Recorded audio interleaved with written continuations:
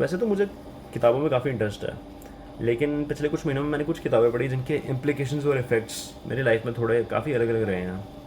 मैं कहूँगा हर एक की अपनी अपनी सिग्निफिकेंस है। और ये वीडियो शायद कट नहीं होगी बिकॉज टाइम कंस्ट्रेंट है थोड़ा, तो शायद मैं फ्लो में ही, एक कंटिन्यूस फ्लो में ही बोलूँगा, and I try my best. तो एक ट्रेंड इमर्ज हुआ था अभी कुछ देर पहले, कुछ महीनों पहले, जिसमें फ्रांस काफ्का, जो कि काफ़ी एक फेमस नॉवेलिस्ट है, जिनका ज़्यादातर वर्क, आई थिंक ज़्यादातर वर्क तो नहीं बट एक सब्सटैंशियल अमाउंट ऑफ वर्क उनकी डेथ के बाद भी देखा गया, राइट। काफ़ी सारे, काफ़ी ज़्यादा उनकी स्टोरी से लोगों को रिलेट कर पाते हैं with the themes of loneliness, parental pressure, conforming, ठीक है। तो मेटामॉर्फोसिस एक काफ़ी फेमस किताब है उस लिटरेचर में। मेटामॉर्फोसिस जो है वो देखे जाए ना ऐसे बड़ी absurd सी है। क्या है, एक इंसान एक दिन उठ के कीड़ा बन जाता है, लाइक बहुत बड़ा सा कीड़ा बन जाता है, और फिर उसकी ज़िंदगी धीरे धीरे डिक्लाइन होती जाती है एंटिल ही डाइस। लेकिन एक बड़ा इंटरेस्टिंग एलिमेंट जो उसमें देखने को मिलता है, जो लोग काफ़ी ज़्यादा जनरली लोगों का परसेप्शन है, वो ये है कि जिस टाइम से लेके वो कीड़ा उठता है ना, वो इंसान मतलब कीड़ा बन के उठता है, over the course of the next few days until his death, तुम्हें देखने को मिलता है स्टोरी में एक सेटिंग टर्न ऑन हो जाती है कि मतलब एक ऑब्वियस चेंज देखने को मिलता है कि कैसे उसके फैमिली, कैसे बाहर के लोग उसके साथ इंटरेक्ट करते हैं, और लोग इसको जनरली एसोसिएट करते हैं इस चीज़ से कि रिलेशनशिप्स ट्रांजैक्शनल हो चुकी है आज की दुनिया में काफ़ी ज़्यादा। मैं नहीं कह रहा हूँ, लोग ऐसे कहते हैं, वेदर इट बी फैमिलियल, तुम्हारी फैमिली में भी जो अफेक्शन है it comes from a place of you providing दम वैल्यू। ये जो है इस ही थीम को हिट करती है story for a lot of people, they claim that. So जो स्टोरी है, मैं अगर पर्सनली बोलूँ तो मुझे काफ़ी ज़्यादा डल थीम लगी। मैं ये नहीं कहूँगा स्टोरी की स्ट्रेंथ बहुत डल है, बट स्टोरी की जो थीम है, स्टोरी का जो एटमॉस्फेयर है वो काफ़ी डिप्रेसिव और काफ़ी डल सा है, राइट। क्योंकि तुम्हें धीरे धीरे उसका डिक्लाइन देखने को मिलता है। एक बहुत ही इंटरेस्टिंग चीज़ थी, एक इंसिडेंट होता है जिसमें केओस मच रहा होता है घर में। जो तुम्हारा कैरेक्टर है वो जब अपने किचन में जाता है आई थिंक, और वो क्लियरली एक इंसेक्ट में कन्वर्ट हो रहा होता है, तो उसके जो पिताजी हैं उस पर एक सेब मार देते हैं और वो सेब उसके पीठ पे ही चिपक जाता है, और आई थिंक वो सेब एंड तक रहता है स्टोरी के।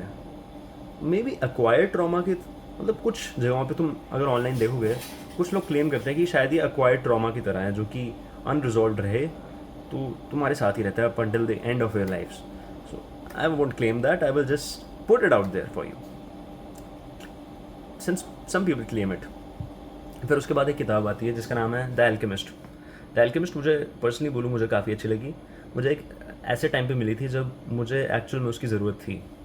It is very empowering, it is very positively it is very positively written, it gives you a positive and new outlook towards life. Even वो नॉनसेंसिकल अगर कुछ लोग उसे कहेंगे और रैशनल नहीं कहेंगे और रियलिटी ड्रिवन नहीं कहेंगे स्टोरी को, लेकिन एक जर्नी तुम्हें देखने को मिलती है, एक हीरो की जो जर्नी होती है, या वो अपने एंडेवर पे जो निकला है और कैसे वो एंड में आते आते उसे अनकवर कर लेता है और काफ़ी चीज़ों को अनकवर कर लेता है जो शायद उसने एक्सपेक्ट भी नहीं की थी जो हुई थी। लास्ट के कुछ पेजेस गूज बम्स दे सकते हैं बिकॉज वो रेवलेशन है एक, तो तुम्हें स्टोरी में कंटिन्यूटी रखनी पड़ेगी उसे पढ़ते टाइम। लास्ट के कुछ पेजेस में, लास्ट पेज में आई रिमेंबर वो हंसता है literally at the cosmic humour, I don't know something like that, but काफ़ी आयरॉनिक सी चीज़ें हो जाती है उसके साथ में बीच में। तो ये था एल्केमिस्ट के बारे में। एल्केमिस्ट भी काफ़ी वाइड नोड, एल्केमिस्ट भी काफ़ी वेल नोन और काफ़ी वाइड स्प्रेड, मतलब पता होता है लोगों को उसके बारे में।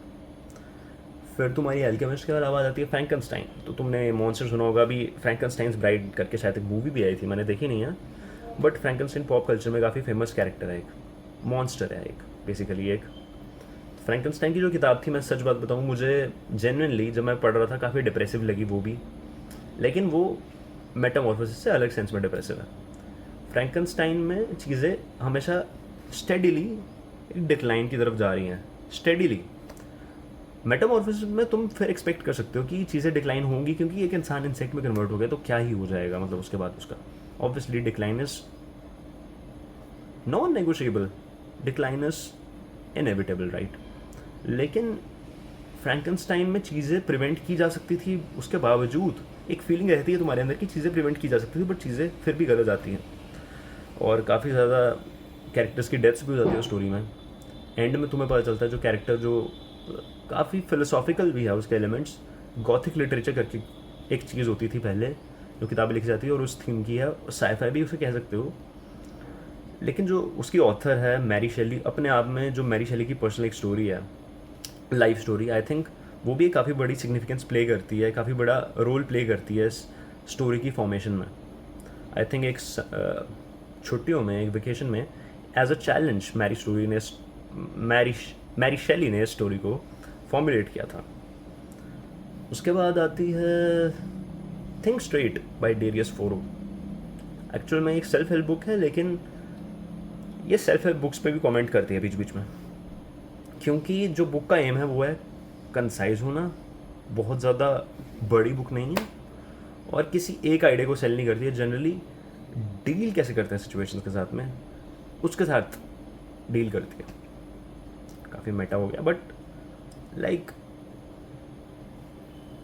जो ऑथर है वो काफ़ी बार अपनी भी एग्जांपल्स देता है कि कैसे वो न्यूज़ लेटर्स बनाता था, मतलब कैसे कैसे उसने एक्सपेरिमेंट्स किए अपने लाइफ में बिजनेसेस के साथ में और चीज़ों के साथ में, moving out to another city, उन चीज़ों के साथ में, और उनकी एग्जांपल्स देखकर तुम्हें डिसीजन मेकिंग के काइंड ऑफ एक स्टेप्स दे देता है बीच बीच में, कॉग्निटिव साइकोलॉजी, बायसेस, ह्यूरिस्टिक्स, इन सब कीवर्ड्स को यूज़ करके और इनको थोड़ा थोड़ा एक्सप्लेन करके। और he claims he has written the book in that sort of a way that you can read it again and again, and each time get a newer insight in the story, in the book, I'm sorry, get a newer and deeper insight.